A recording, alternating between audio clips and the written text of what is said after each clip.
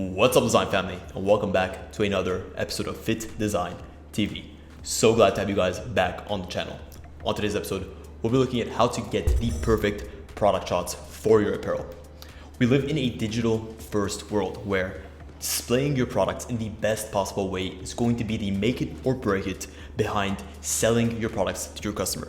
On today's episode, we'll look at how to actually go ahead delivering the best possible product shots, specifically using certain techniques to get the most accurate representation, the best lighting, the best positioning, and ultimately how to deal with models so that you're dressing them in the most efficient way possible. You're positioning the clothes in a way that is flattering on both the models and flattering to the clothes themselves. And ultimately, you're using and putting your best foot forward to showcase the best of what your brand has to offer. What's up, design family? And welcome to Fittdesign TV. So glad to have you here. On this channel, we discuss all things sports fashion, graphic design, manufacturing, and technology. We'll discuss key topics, answer pressing questions, and provide actionable steps on starting your own product line. If you're interested in any of the above topics, stick around. You're in for a good one.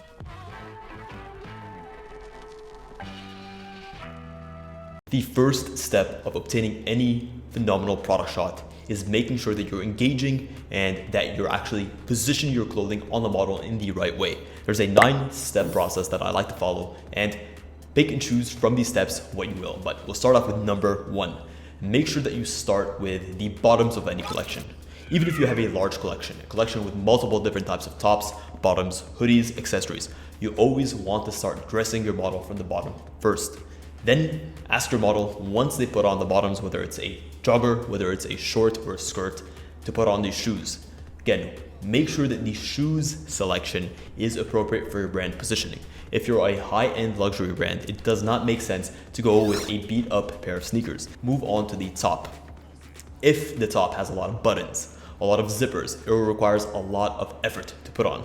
You can consider assisting your model with this. If it's a simple top, have them put it on themselves. Then move on to making sure that everything from the top, from the bottom, and the shoes is sitting in place. Evaluate for lopsided symmetry, evaluate for unnecessary wrinkles, and evaluate for anything that may be out of place. You want to make sure that nothing is turned up unnecessarily, nothing is lopsided, there's no loose threads. Just make sure and go above and beyond to have everything curated to perfection. Then add accessories. When it comes to the accessories, less is more in certain situations. If you're a high-end luxury brand, you can consider experimenting with some light jewelry pieces, maybe a watch, maybe a bracelet, maybe a set of earrings. But make sure that the focus is always on the products you're selling, not necessarily on the products that you're accessorizing with. If you're a sports performance brand, then you can actually look at adding some light elastic bands or a Apple Watch. Anything that might make sense to actually include that would be contextual for the product. Anything that you don't see as being useful in that product shot, eliminate it. Then review the outfit. Always look at your outfit. Evaluate how it's looking on camera and how it's looking off camera. You can see things on a much smaller scale and assume that they are perfect, right? When everything is scaled down, everything looks just as it needs to. What I would encourage you to do is Midshoot. Take your SD card, put the images on a larger screen. From there, you can see any inconsistencies in lighting, in makeup, in the actual positioning of the model. Make sure that things are as you intend them to be, not as you see them to be. And then always double check to make sure that the hair and makeup of your models is staying consistent throughout the shoot. Anyone who's been on a product shoot knows that these shoots can take hours, and you're going through and cycling through a ton of different outfits. So make sure that the model's hair, makeup, and accessories are staying consistent. You don't want to see a clear difference between the start of the day and the end of the day. And then lastly, make sure that your model is bringing the right posture and emotion to the photo shoot. You don't want to be in a sports performance shoot and have the model putting on an extremely happy or a very gleeful and dissociated face from the industry that you're actually operating in. So make sure that those models are being curated the right way, the look that they're coming with is actually appropriate for your industry, the emotions that they're bringing is correct, and the actions that they're taking in your product shots are actually relevant to the products you're selling. Now let's look at some techniques for when you're actually shooting the product shots. And number 1 is extremely important. test your lighting setup, test your camera setup, test your scenery setup on different colors. If you're shooting a collection, you're going to have the same product in different colors. And I've noticed this and experienced this myself when shooting products for my own business. Blacks are going to register extremely differently than whites. So make sure that your lighting setup works for a variety of different colors. Take the time to actually set up correctly and to adjust between color shoots. Number 2, with your lighting setup, make sure that your lighting is even. Harsh lighting, though can provide a dramatic look and feel to the finished product shot, is not encouraged when it comes to product photos. What you want is even, diffused, soft, very natural and gradiented lighting. You want to showcase your product in the most neutral way possible. Of course, you want sharp photos. You want aesthetic photos.